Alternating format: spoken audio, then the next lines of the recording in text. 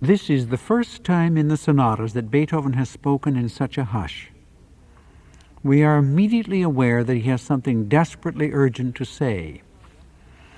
He commands our attention with the opening triad rising mysteriously from a low C sharp. Out of this solemn command comes a trembling reaction which pushes forward urgently to the stabbing dissonance which stops it in its tracks.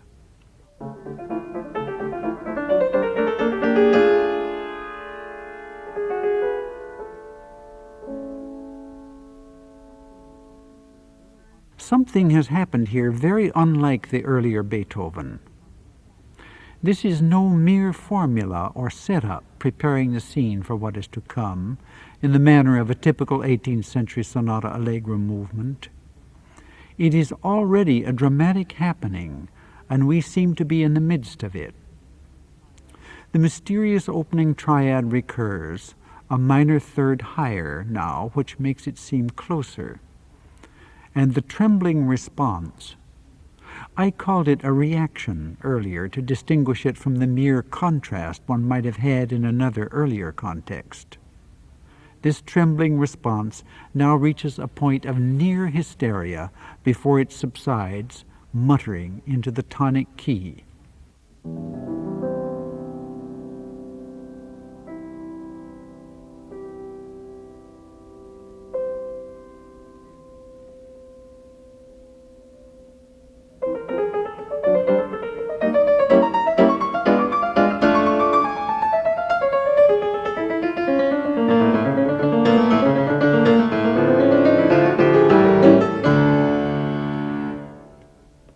The fearful agitation of this passage is the result of two of Beethoven's wonderful rhythmic devices, syncopation and rhythmic diminution, a gradual quickening of the pace of harmonies or important melodic accents. Compare the movement of the bass in the first response with that of the second, and you will immediately see what I mean.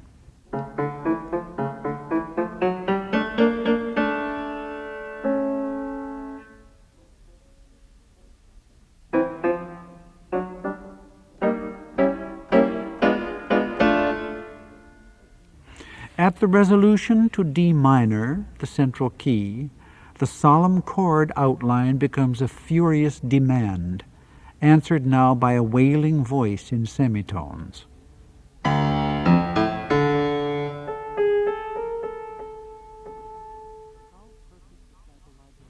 How perfect a psychological expression of command and quailing anxiety are the open intervals of the bass motive and the compression of the semitones in the response.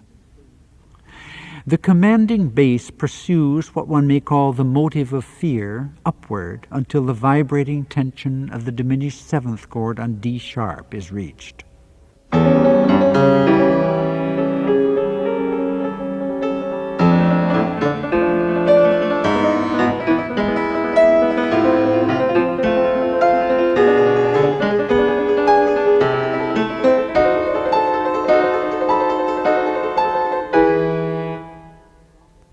When it settles on the dominant of A, where, if we were to get a neat textbook sonata form, we should expect a new and contrasting theme, we get instead this.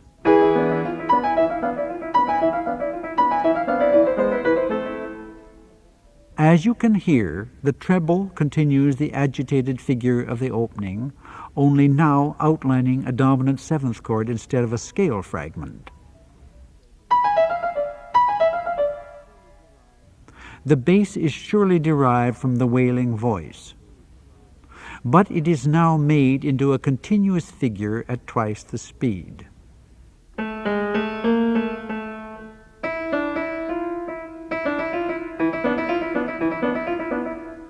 Thus does Beethoven unify by making the same thing seem utterly different and at the same time achieving his variety.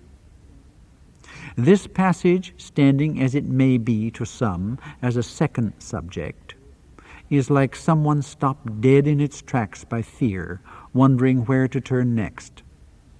When it starts to move again, it falls from a height to crash into what seems like a new motive in parallel chords.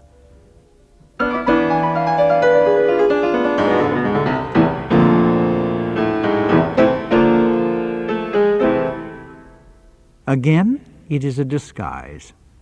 It is the wailing response in retrograde motion with a new rhythmical emphasis.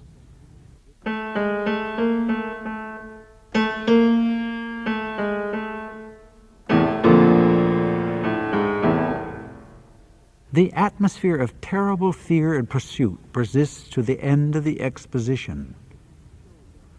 Beethoven once again shows us, near this end, his wonderful organic sense, which never allows a fragment to remain ununited to its parent body. The fragment in question is the tetrachord E, D, C, B in half notes.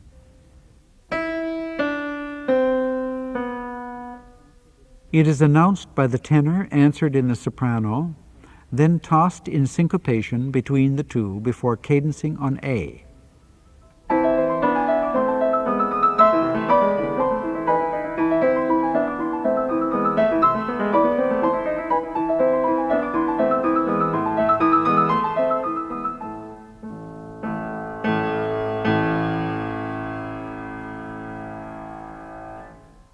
Now the descent from A completes that tetrachord as a Phrygian scale down to E.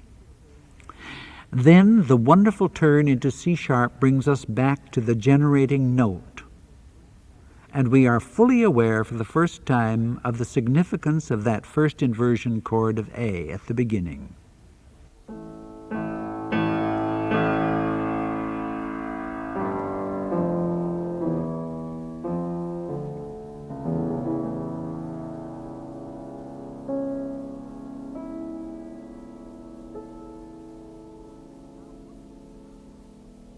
Now one would miss that point if the exposition were not repeated. Therefore it is vitally necessary to do so. At the second ending, Beethoven performs a miracle of modulation with our opening triad. He has only to sink from his dominant A to F sharp, where the genie of his chord rises again, this time with an octave extension of its veiled arpeggiation on the tonic major.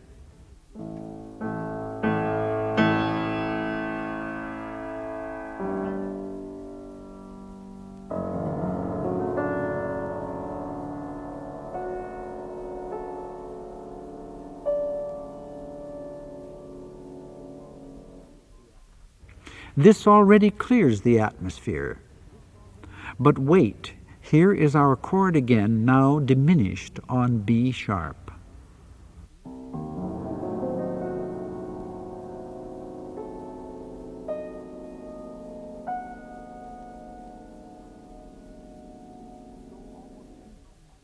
This could go almost anywhere, but where it goes is into a region of light and hope, F sharp major.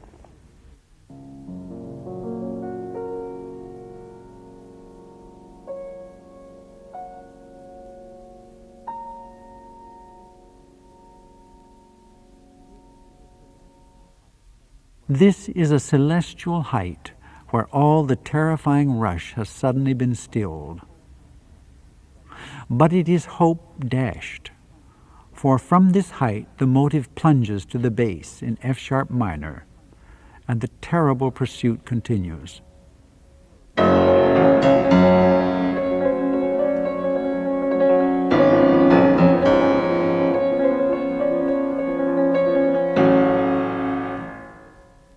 Just before the recapitulation, where a painful B flat starts on a final descent into Stygian gloom after the cataclysmic climax, we reach the opening triad again via a true Phrygian version of D, with the E flat added and the path curling back on itself, as if to delay the arrival at the darkest place of all.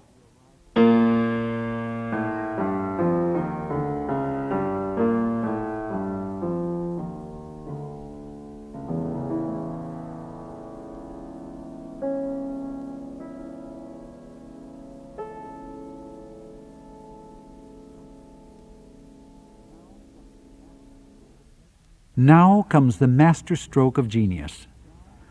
The mysterious beckoning of the triad is answered not by fearful trembling, but by an otherworldly voice speaking in consoling and philosophical accents.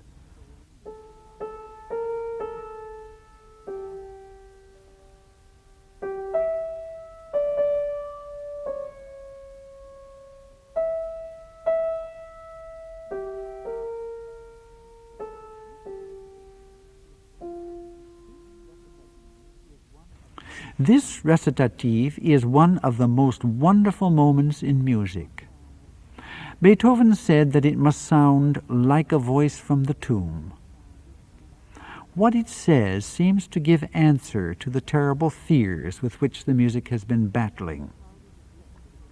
The mysteriously clouded effect which it requires, Beethoven directs that the pedal be held throughout, may be achieved by depressing silently a cluster of notes in the deepest bass with the open hand. But each person will solve this problem in his own way. In any case, damper pedal throughout seems too much on the modern piano.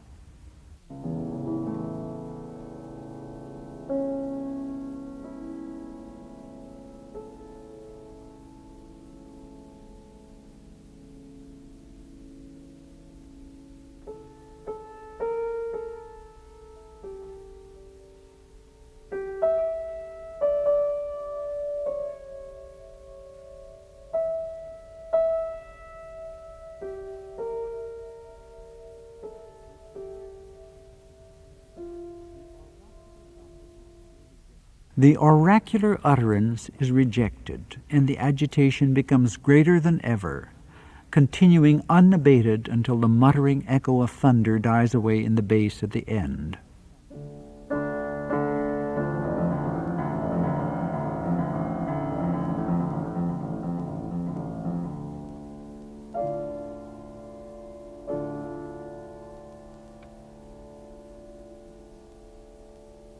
But is it the end? How curiously this close resembles that of the first movement of the Opus 57 sonata, the so-called Appassionata.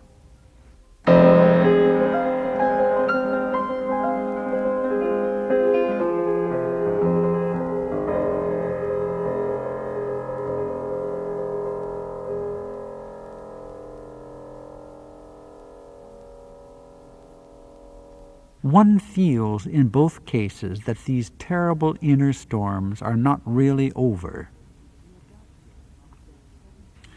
The adagio is that heaven-sent ray of light penetrating the darkness at a crucial moment, a merciful narcosis following almost unbearable inner turbulence. The last two melodic notes of the allegro, F and D, drop a major third to B flat, forming the B-flat major triad.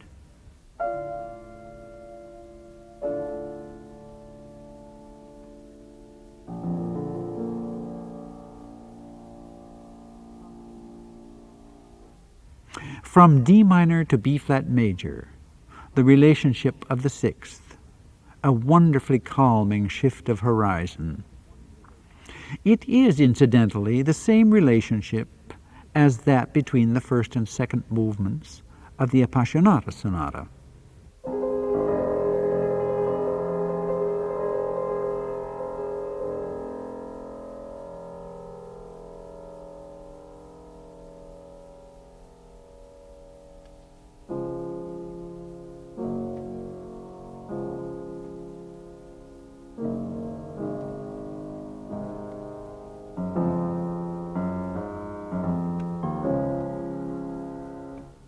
Here in the Tempest sonata, however, we find another and different relationship. The sonata has begun with the first inversion chord of the dominant, curiously unquiet in effect. Now in the adagio, the chord is tonic and in root position, utterly at rest.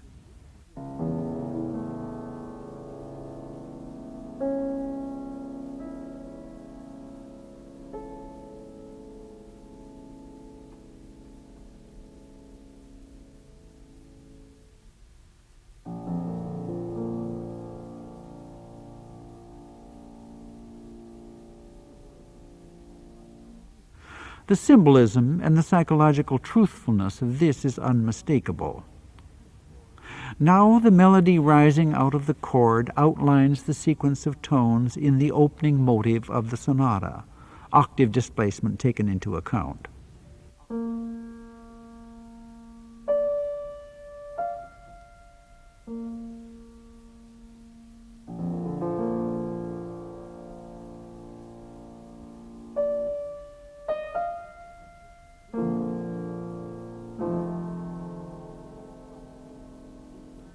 This is only one of Beethoven's frequent hidden relationships which operate to give it total unity, unperceived though they may sometimes be. The range of line in this movement is the result of stretching intervals beyond their natural octave range, and it represents an intensification of lyricism that demands freedom from the limitations of an instrument. Only a violin could carry through a true legato in this opening phrase.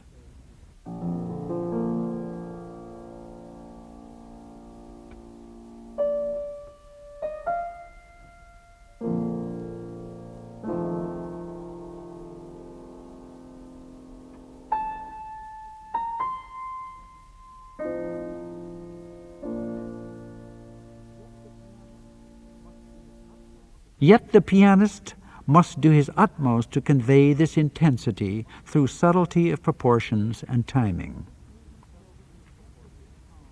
This movement has a contemplative calm and radiance, a warmth of feeling that are Beethoven at his most profound.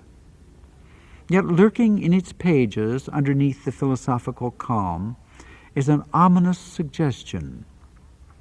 The broken figure in the base of the second idea carries the stamp of the fate motive, a four-note figure, three upbeat notes leading to a downbeat followed by a silence.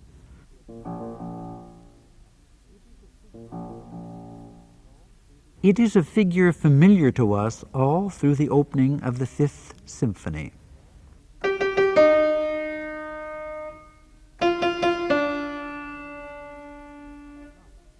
And near the beginning of the Appassionata Sonata.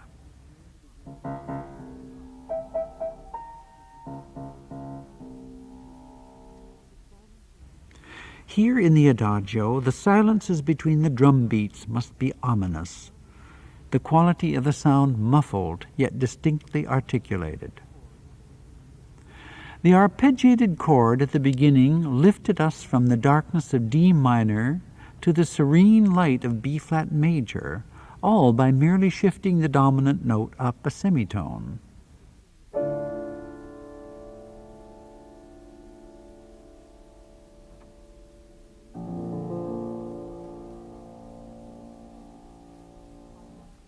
At the end of the movement, the final, quietly resolving B-flat is once again lowered a semitone to that dominant for the beginning of the finale.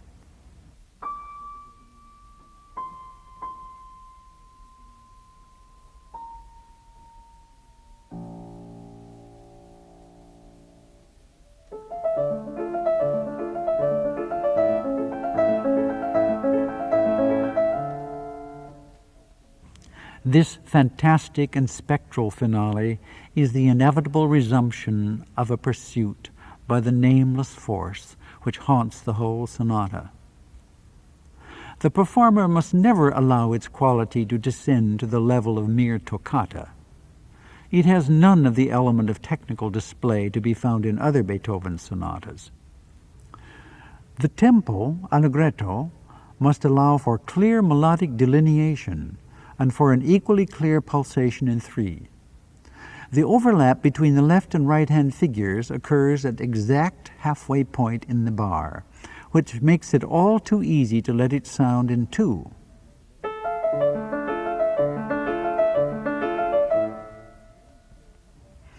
Very careful accent grouping in 16th note couplets and melodic shaping in the right hand will avoid this.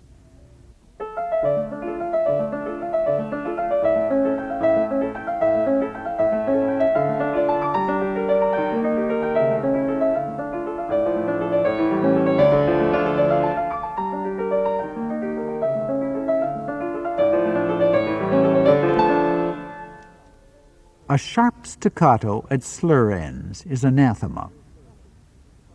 There is nothing so destructive of a serious atmosphere as a hiccup. This line must express a breathless pursuit, but with continuity unbroken by blips in the line. The dynamics of the movement are extremely carefully marked, though spare, and should be strictly observed. One will need, however, to do much more, especially in the modulatory development, where the lights change quickly with the harmonic shifts.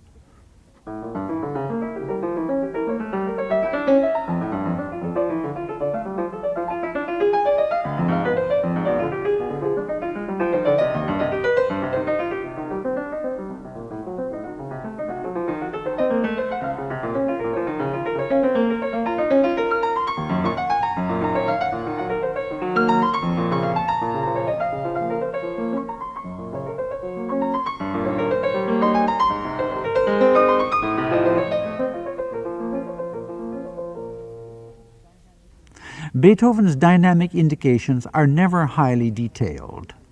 They are a general blueprint which must be followed and filled in by the imagination of the performer. The chromatic cataclysm at the end of the piece, before the 15-bar coda, is a touchstone for expression. The performer with a real dramatic sense will make of it the real climax. The piece should be allowed to simply disappear without ritardando. The fatal gallop into darkness should go on and on in the mind and imagination of the listener.